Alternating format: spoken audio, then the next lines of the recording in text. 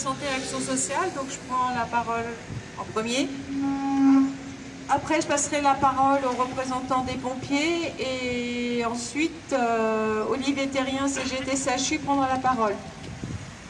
Depuis quelques mois, des centaines de mouvements sociaux s'expriment avec force sur tous nos territoires, dans les établissements de la santé et de l'action sociale, et plus violemment au sein des services des urgences, mais aussi pour la défense des maternités de proximité, au sein des structures pour personnes âgées comme les EHPAD et l'aide à domicile, en psychiatrie et dans les structures de l'action sociale. Les personnels médicaux et non médicaux, administratifs et techniques avec la CGT dénoncent le manque drastique et systémique des moyens humains, matériels et budgétaires dans nos établissements. Notre système de santé et de protection sociale est à bout de souffle.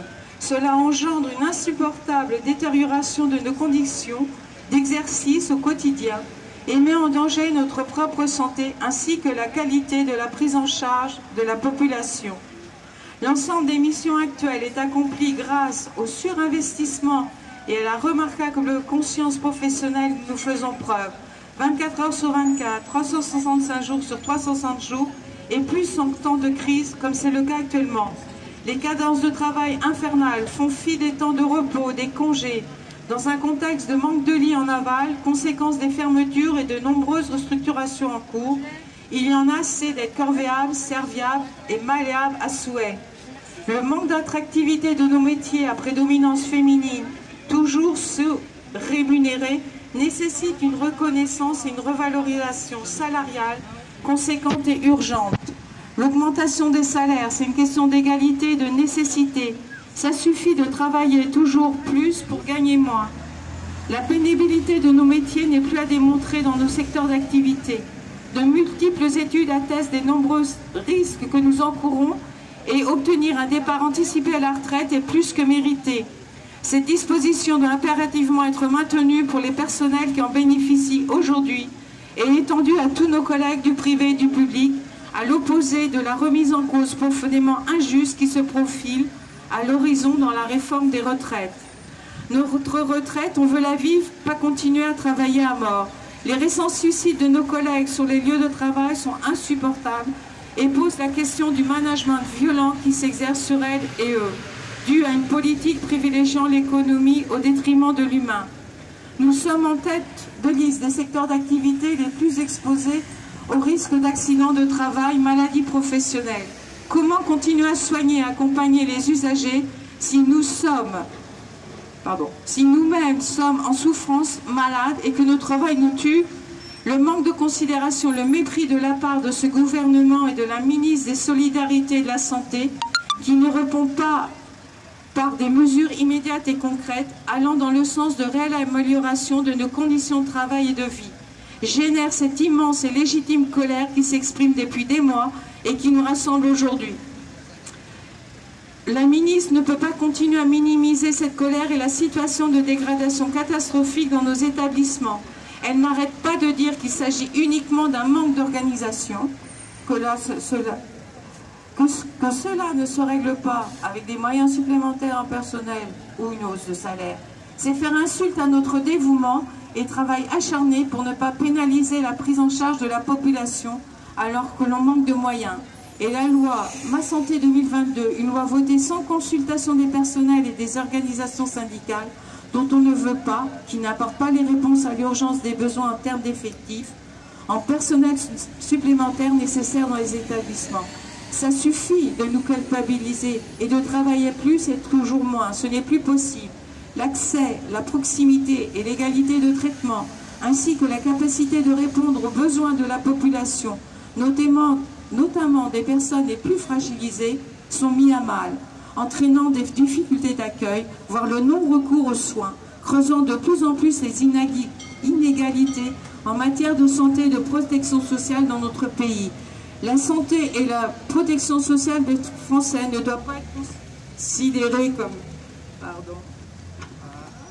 comme une marchandise, laissant ainsi place aux appétits féroces des grands groupes du secteur privé lucratif. Nous ne voulons pas et ne cautionnons pas une santé à deux vitesses, uniquement abordable pour les riches, ceux qui ont les moyens, laissant les autres de côté. Il faut arrêter cette politique s'appuyant essentiellement sur des logiques comptables dans un esprit d'austérité économique, désengageant la responsabilité de l'État et son obligation à offrir des missions de service public, de soins et d'action sociale de qualité pour tous. Nous défendons l'idée d'une réelle politique de santé et de protection sociale qui conjugue enfin amélioration des conditions de travail et besoins des populations pour rompre avec la maltraitance institutionnelle. Nous voulons des services publics de santé et de protection sociale accessibles et de qualité pour tous. Au vu de la gravité de la situation, c'est dans le projet de loi des financements de la sécurité sociale que nous exigeons que le gouvernement prévoie et octroie les moyens budgétaires supplémentaires pour les établissements afin de répondre à nos revendications et aux besoins de la population. La CGT exige la hausse de l'objectif national des dépenses maladie qui doit progresser au moins à 5%. Nous ne sommes pas les seuls à revendiquer une hausse considérable de celui-ci, puisque de nombreux experts étaient cette demande, ainsi que de nombreux directeurs. Nous ne voulons plus subir les économies faites sur le dos de la santé. Il est temps d'en prendre soin. Il est temps de partager les richesses. Face à cette situation de crise sans précédent, la Fédération Santé Action Sociale avec les personnels demande aujourd'hui les mesures exceptionnelles passant par des mesures immédiates, comme la suppression de la taxe sur les salaires, la hausse de l'ONDAM et la rupture des fermetures d'établissements, des services et de lits. La CGT exige aussi des négociations nationales avec la ministre sur les thématiques suivantes. L'élaboration d'un plan d'amélioration des conditions de travail, la revalorisation et l'augmentation des salaires de tous nos secteurs d'activité, l'organisation et le financement des établissements, jeunes, demandeurs d'emploi, salariés, retraités, nous sommes tous et toutes concernés. Notre système de santé et de protection de retraite, c'est l'affaire de tous, de toutes. Il est vital de le préserver.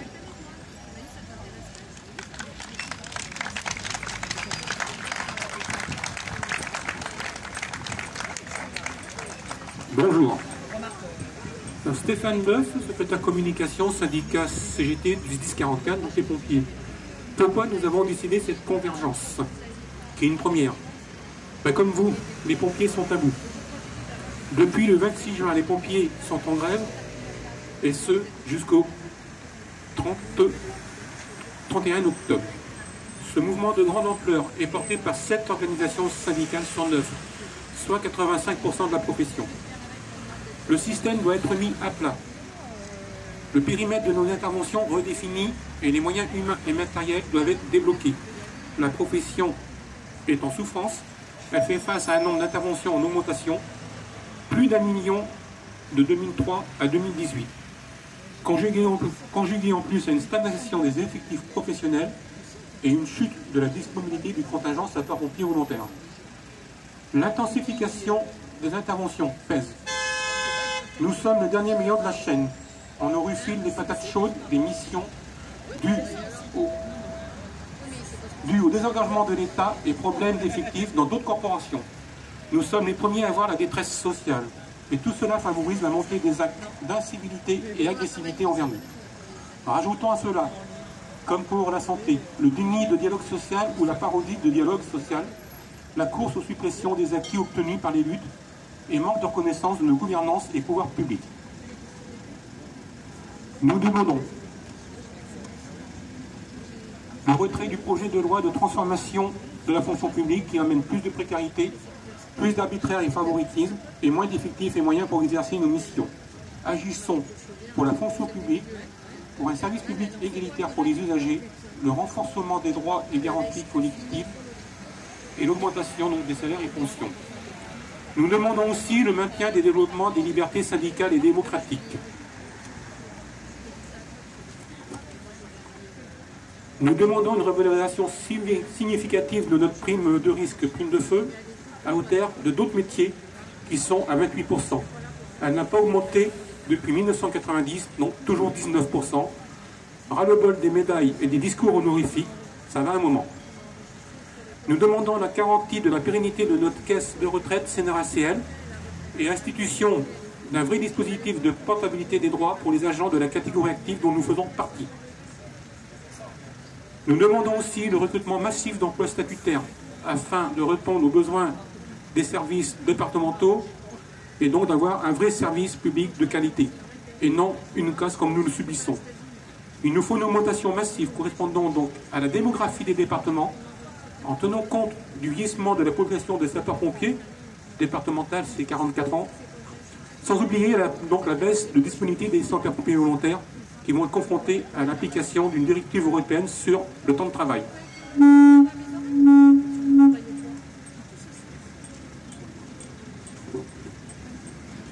Nous demandons aussi la priorisation donc, sur les préoccupations donc, relatives aux questions de protection, santé et sécurité au travail, donc cette fameuse directive européenne, et aussi de vraies mesures adaptées face aux agressions que l'on subit et le cancer lié à la toxicité des fumées, ne serait-ce que d'avoir la vraie reconnaissance donc, par la maladie professionnelle. Le nombre d'agressions envers les SP a explosé, plus de 113% entre 2008 et 2010. Et ce n'est pas l'arrivée de caméras piétons qui va améliorer le problème, qui va faire, comment dire, résoudre le problème. La CGT en ce sens avait fait 15 préconisations lors de son audition au Sénat. Donc pour terminer, qu'en est-il chez les pompiers? Du côté de la place Beauvau, c'est le même discours qu'au ministère de la Santé. Grâce au service minimum, le mouvement n'a pas d'impact sur la prise en charge de nos concitoyens. Le recrutement massif et l'augmentation de la prime de feu ne sont pas à l'ordre du jour. La pilule est plutôt dure à avaler quand on sait que le gouvernement a récemment fait des concessions financières à certaines corporations. L'État compte trop sur les pompiers volontaires pour faire la même concession. Nous sommes bien dans le déni de la part des pouvoirs publics et les réformes de la fonction publique et des retraites ne vont pas apaiser la colère. La rentrée risque d'être explosive. L'intersyndicale donc a bien renouvelé son préavis de grève et depuis hier, elle a appelé une manifestation nationale donc de sapeurs-pompiers professionnels et agents des SDIS le 15 octobre à Paris. Merci pour votre écoute.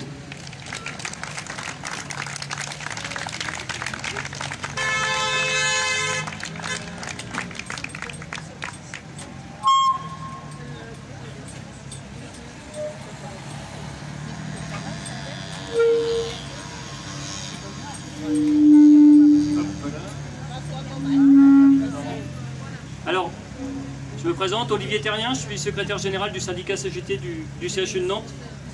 Alors camarades, les plans d'économie dans les hôpitaux se succèdent chaque année, plus de 5 milliards d'euros entre 2015 et 2019 pour financer les réductions d'impôts et de cotisations du patronat qui se chiffrent à plus de 200 milliards d'euros chaque année, un manque à gagner dans les caisses de la sécurité sociale. Ces plans d'austérité ne sont pas sans conséquences sur les conditions de travail des agents. La fonction publique hospitalière comptabilisant le plus haut taux d'absentéisme dans le monde du travail, des maladies professionnelles de plus en plus graves et invalidantes, des tentatives de suicide de plus en plus fréquentes. À titre d'exemple, au CHU de Nantes en 2018, plus de 220 000 jours d'arrêt de travail, un chiffre qui a été multiplié par 2 en 10 ans avec une augmentation de 10 à 15 000 jours supplémentaires chaque année. Ces plans d'économie ne sont pas non plus sans conséquences sur les usagers, puisqu'ils organisent une diminution de l'offre de soins sur notre territoire. 100 000 lits ont déjà été supprimés en 10 ans. Des conditions d'accueil et de prise en charge dans les EHPAD qui sont maltraitantes, faute d'effectifs suffisants, tout comme dans le secteur de psychiatrie qui a été abandonné depuis de très nombreuses années par les différents gouvernements qui se sont succédés. Conséquence, des enfants qui sont hospitalisés avec des adultes, une recrudescence des agressions, des patients qui errent et qui s'aggravent faute de lits pour pouvoir les hospitaliser. Conséquence, des services d'urgence qui n'arrivent plus à faire face, 21 millions de passages aux urgences, un chiffre qui a été multiplié par 2 en 10 ans, sans évolution notable des effectifs. Des patients qui attendent des heures, voire des jours sur des brancards avant de pouvoir trouver un lit d'hospitalisation. Des patients qui meurent sur des brancards. Des hôpitaux qui sont en tension permanente. Des patients déprogrammés faute de moyens suffisants. À titre d'exemple, au CHU de Nantes, plus de 320 déprogrammations de chirurgie cardiaque en 2017 et en 2018. Conséquence, des patients qui s'aggravent chez eux et qui meurent, alors que le CHU de Nantes se targue de faire un excédent comptable depuis ces dernières années. Mais à quel prix? Des employeurs publics qui n'hésitent pas à déréglementer le statut en mettant en place des organisations de travail délétères, imposant aux agents de travailler 7 jours d'affilée, de travailler 3 à 4 week-ends d'affilée, de ne pas respecter le délai de prévenance de 48 heures pour modifier leur planning de travail, en allant jusqu'à rappeler les agents à leur domicile en s'immisçant directement dans leur vie privée. C'est ce que l'on vit au CHU de Nantes et dans de très nombreux établissements. Les hospitaliers en ont ras-le-bol de travailler dans ces conditions. Ils sont fatigués, exténués, maltraités par toutes ces politiques contre-productives. Ces mêmes professionnels commencent à quitter leur emploi, dégoûtés. Les écoles d'aides-soignants ne font plus le plein. Conséquence, les établissements ferment des lits faute de professionnels. À titre d'exemple, au CHU de Nantes, 15 lits de gériatrie fermés depuis plus d'1 an, faute de pourvoir des postes d'aides-soignants. Il n'y a aucune volonté du gouvernement de maintenir un service public de qualité. Bien au contraire, tout est organisé pour démanteler l'hôpital public et plus largement le service public. Une réforme du statut permettant des contrats de 6 ans sans aucune perspective, puisqu'à l'issue, l'agent sera remercié. Durant ces 6 années, pas de déroulement de carrière, une rémunération et un statut précaire. La fonction publique hospitalière comptabilise plus de 21% de ses effectifs en situation de précarité. 64,4% de ces agents précaires relèvent de la catégorie C, de la catégorie la plus mal rémunérée. À titre d'exemple, le CHU de Nantes totalise près de 16% d'agents en CDD, soit plus de 1300 agents en situation de précarité, pour une durée pouvant aller jusqu'à 4 ans de contrat, avant de se voir proposer une stagiairisation. Nous exigeons la déprécarisation de tous ces emplois par la mise au stage de tous les agents contractuels. Nous exigeons l'arrêt immédiat des plans d'économie et le déblocage d'une enveloppe d'urgence de 4 milliards d'euros pour 2019.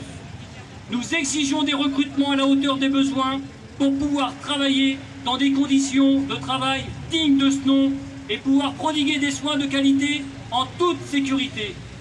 Nous exigeons l'arrêt immédiat des fermetures de lits et une offre de soins à la hauteur des besoins.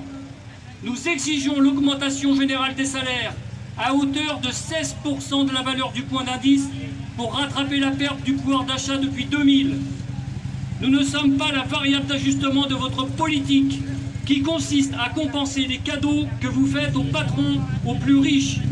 À titre d'exemple, entre le gel du point d'indice, le retour de la journée de carence, la suppression des bonifications, c'est plus de 11 milliards d'euros d'économies que l'État a fait ces dernières années sur le dos des agents publics. Non, Monsieur le Président Macron, non, Madame Buzyn, les agents publics, qu'ils soient fonctionnaires ou pas, ne sont pas des sous-salariés, des cyniques, des extrêmes ou bien encore des feignants. Non, l'hôpital public n'est pas une entreprise et les patients ne sont pas de la marchandise. De l'argent pour la santé, il y en a pour ceux et celles qui en douteraient.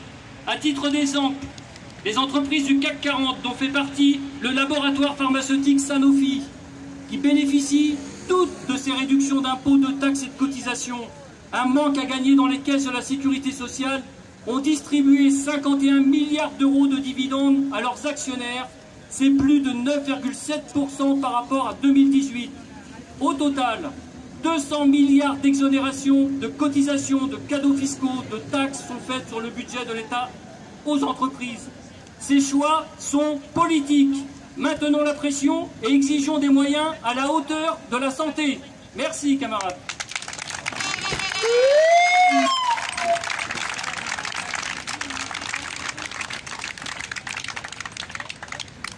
Voilà, on n'est pas nombreux, mais on est là pour apporter notre soutien au personnel hospitalier de Nantes et d'ailleurs, et aux services de pompiers qui sont en très grande difficulté. La Maison du Peuple s'est déplacée pour apporter notre soutien. Voilà, je ne rajouterai rien, tout a été dit.